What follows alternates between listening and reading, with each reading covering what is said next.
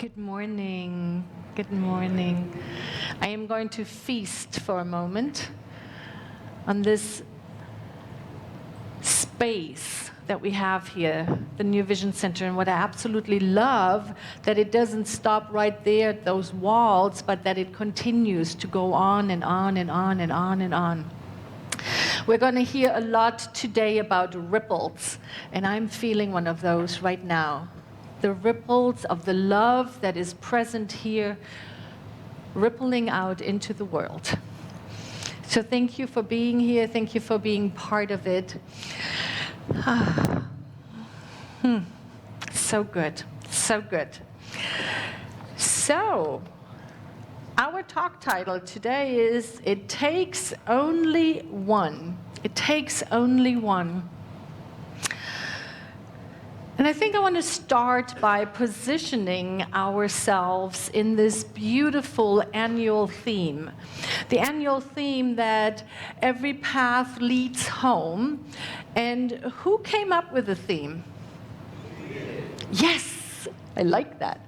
We all did. For those of you who don't know, in May, we always do a survey of the entire community, in person, online, everybody who wants to participate. And we ask, what is it that you want to anchor into? And out of all of that data, we vision over it, we are with it for a couple of months. Out of that arises the annual theme. And hasn't this annual theme been amazing? I want to give you a hand. Yes, this annual theme that reminded us over and over again that every path leads to the place within, to the place of the Most High, to the place where we have access to the power. You remember, if you have come to the New Vision Center or a center like the New Vision Center, that Dr. Ernest Holmes, the founder of our teaching, is known for having said, there's a power for good in the universe greater than we are, and we can use it. And that is the power, that is the love, that is the peace, that is the joy, that is the wisdom that lives at the very center of our being. And so our annual theme then is really about making our personal way into experiencing that power.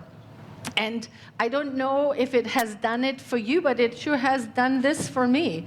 It has brought up everything that I have put into the way as an obstacle for me to feel that love, that connection, that power that resides within me. Everything came up, and do you know what it came up for? It came up for healing. And that is the work that we do here at New Vision Center. Now, don't leave me out here on a limb. Anybody else had this experience? Oh, thank heavens. Yes. Thank you. Thank you.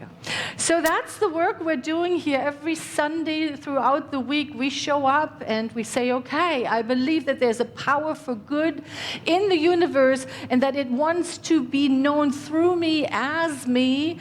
And what is it that I need to and get to release and heal today? And that is really what we're talking about. All these different paths invite us to this work. And so we're going to jump right into the talk. It takes only one. So a man went for a walk, and all the way on the beach, and all the way in the distance, he sees a young man bending over. Oh, Bill just walked in and says, okay. So in the distance, he sees a figure and bent down and got up and bent down. And as he comes closer, he's like, what is going on? And as he comes closer, he noticed that this young man is picking up starfish. Oh, thank you. I'm like starfish. And the man says to the young man, what are you doing? He said, well, if the starfish get washed up to the shore and they don't get back into the water, they will die. And so I pick them up and throw them back into the water. And the man is like, Are you kidding me? Do you see how many starfish are here? There are hundreds just on this beach alone, thousands on this coastline. You're not going to make a difference. And just then the young man picks up another one and says, well, make a difference for this one, and chucks it back in the water. Well, I made a difference for this one. And that is what today's inspirational conversation is all about.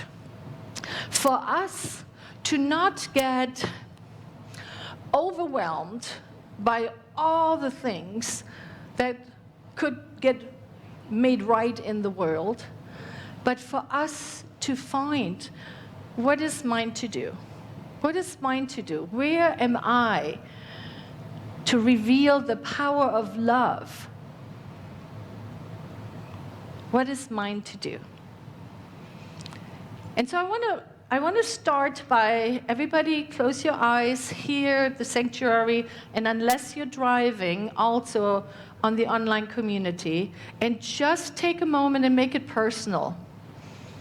And recognize what today is about. It is this calling of what is yours to do, what is mine to do, what is ours to do, individually, as a community, as a peoples in the world. All right, and I invite you to come back.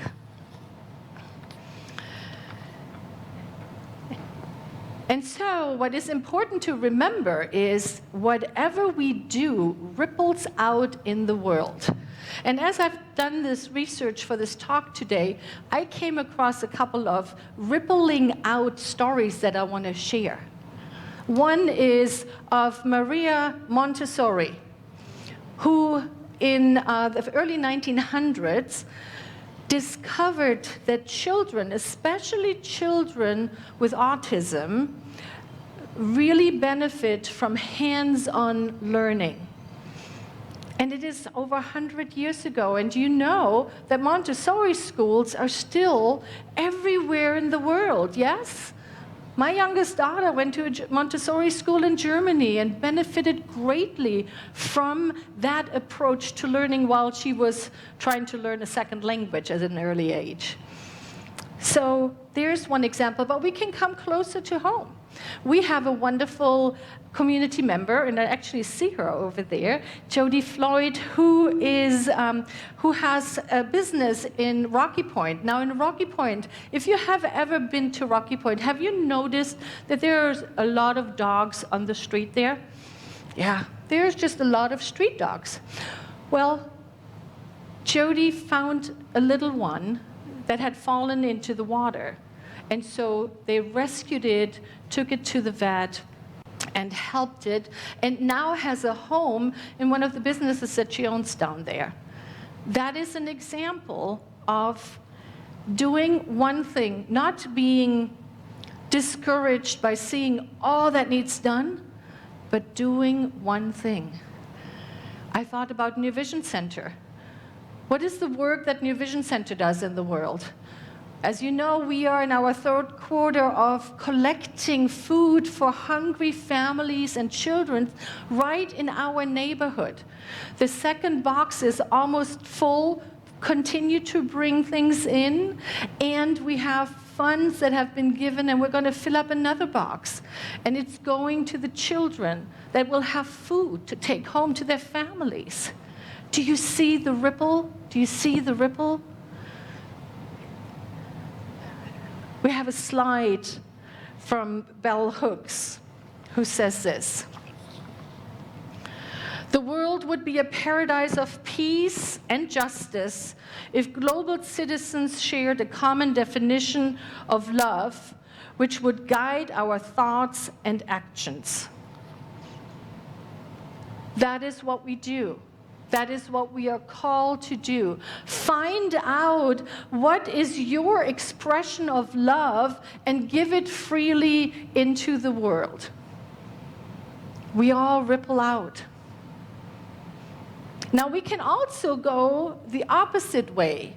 We can see a positive ripple effect, and we can trace it back to its origin. Let's do that with Helen Keller. Helen Keller was awarded the President Freedom Award in 1964. And President Johnson at that time said that she devoted her life to illuminating the dark world of the blind and the handicapped. And when she received the award, Helen Keller was asked, who had the biggest influence in your life? And she said, Annie Sullivan. Many of you will know Annie Sullivan was her teacher, was the one who came into her life and taught her. And so Helen went on to do the work in the world that she did. And at that ceremony, Annie Sullivan said, but you know who had the biggest impact of both of our lives? It was the floor maid at the almshouse where I arrived. That is the person that had the biggest influence on our lives. Now, why is that? When Annie Sullivan came to the almshouse, she was angry, she was hurting, she was lonely. Her mom had just died, her dad abandoned her. It was a horrible situation, and she, unbeknownst to the people there, was going blind. And she was so angry that she couldn't even allow the doctors to help her. And so she would fight them. Nobody could come near her. And this floor maid felt compassion for her. And she baked her brownies. She baked her brownies.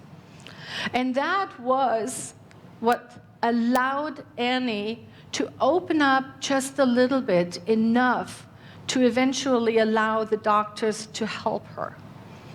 And she recognized that that was the person that had the biggest impact on all their lives.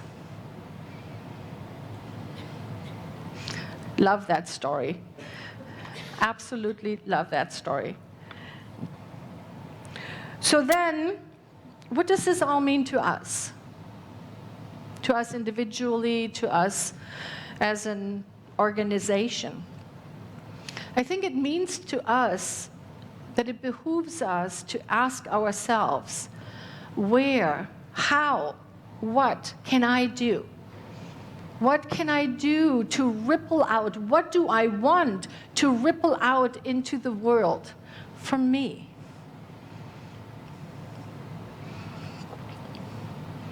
Sometimes we plan those things, and sometimes these things just happen. In 2010, there was a Japanese successful businessman who was losing his cousin to cancer. He had a very hard time with it, and he came up with the idea to place a telephone booth at the end of his property, and he would go there almost daily to connect with his cousin who eventually passed away. It was a telephone that wasn't connected to a network, and he called it the telephone on the wind. And just about a year later, the tsunamis of 2011 hit just down a little ways. Thousands of people perished that day.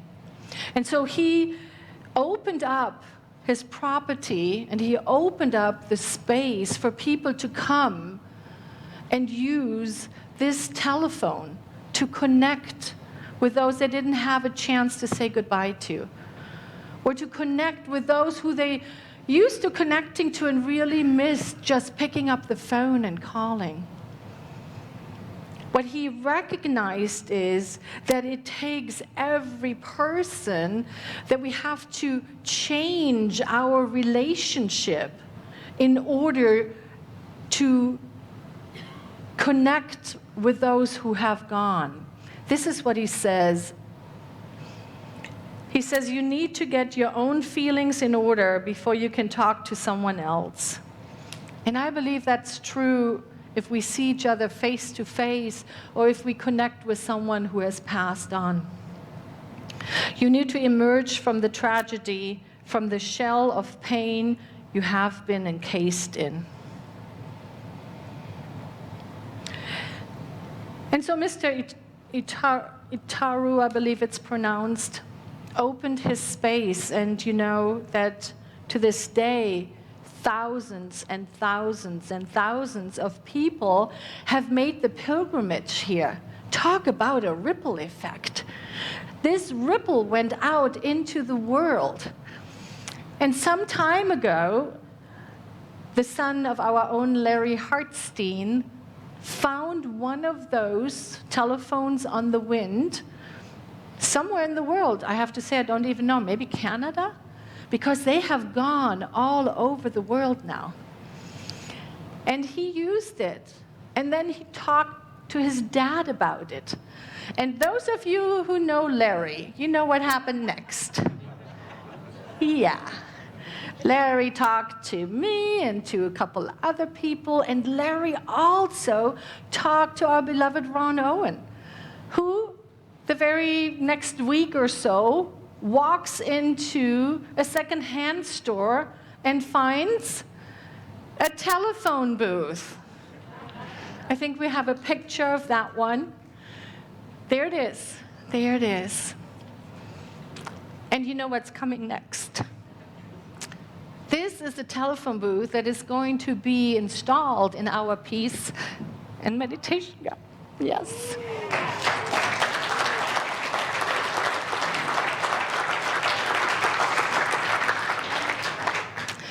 And all of that, isn't that an expression, isn't that a perfect example of that rippling out?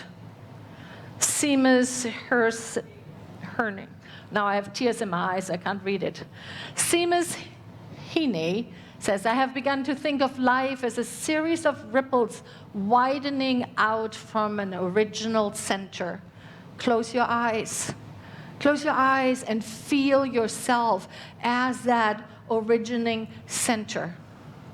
Notice that everywhere, each of us is that light that has the potentiality to ripple out goodness and grace and peace and harmony and joy and abundance into the world. There is no limitation. Feel that rippling, that going forth.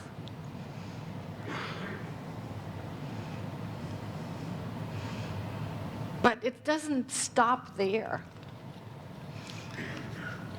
When Ron and Mark Kaiser were working one day, probably a month and a half ago, when it was really hot, they went to Home Depot to buy some parts for this. And the checkout lady was saying, you shouldn't be working in the heat. And they're like, yeah, no kidding. And this is what we're doing, and we are so excited.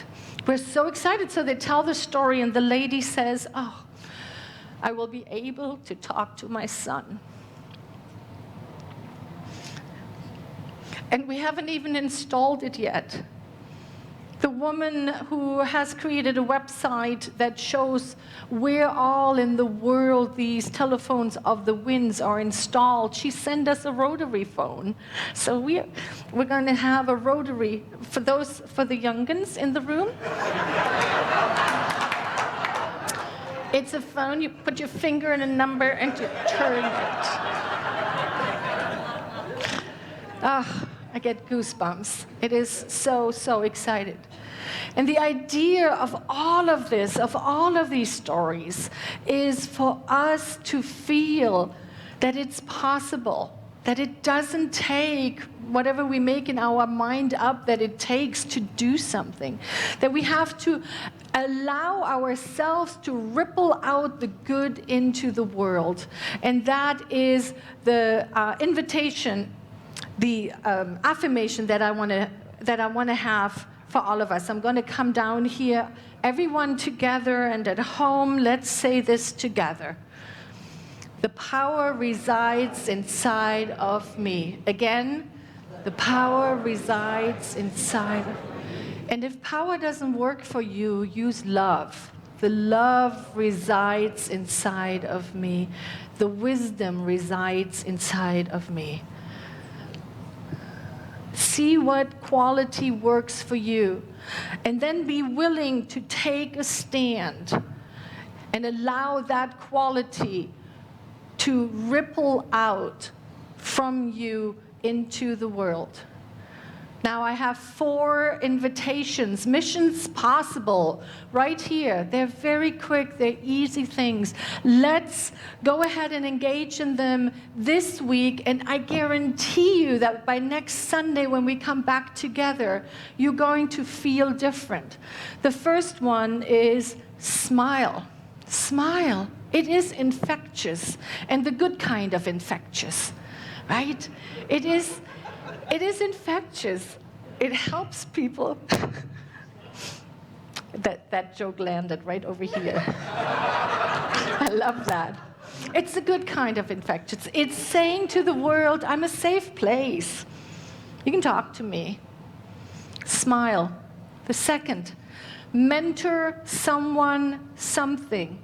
Mentor. We all have such wisdom to give. We have life experience. We have had an aha. We have things to share. Find someone to mentor. Here, the New Vision community is such a beautiful community of so many beloveds looking for and excited about personal growth. Find someone to mentor.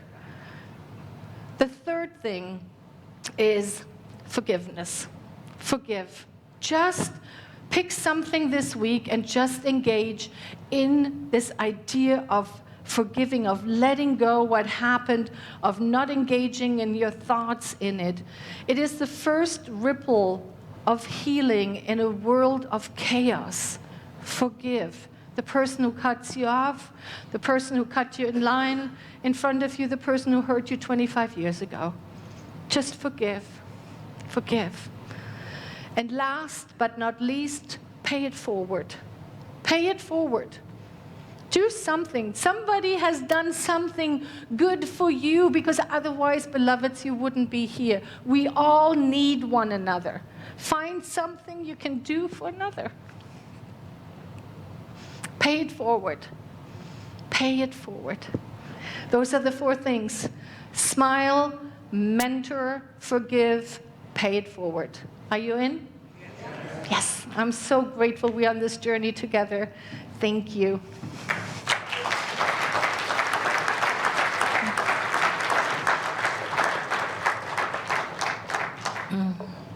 And now we are going to do what we love to do here. We love to anchor this in prayer. So I just invite you to allow your eyes to close, or you can soften your gaze. And let's rise up within into the place where we know that there's one power, one presence, that the divine is right here. Perhaps we notice it with the way our body relaxes. We think about the divine as we gaze into the eyes of the beloved. Be with our furries, see a beautiful sunrise or moonrise, or the clouds in front of it. We just notice that this energy, this feeling of the divine is everywhere present, and as it is everywhere present, it is within me. And so I speak a word for all beloveds within the sound of my voice, knowing that I am of it, of this energy, of this vibration, of this goodness, of this grace, of this love, of this wisdom, that the power resides within me as it resides in everyone. And so it is with such gratitude that I lean in, that I allow this goodness to bubble up and come out as smiles, as ahas, as wisdom, as joy, as connection, as being there for another. However I am called, I just give an outlet for the divine. And I notice it rippling out into the world. How very grateful I am. How very grateful I am to be in an organization, in a group of beloveds who know about this and who engage with this. so that we uplift not only one another, but the world. And so it is with an overflowing heart, with so much love, that I simply let it be. Thank you, life. Thank you, life. And so it is. So it is.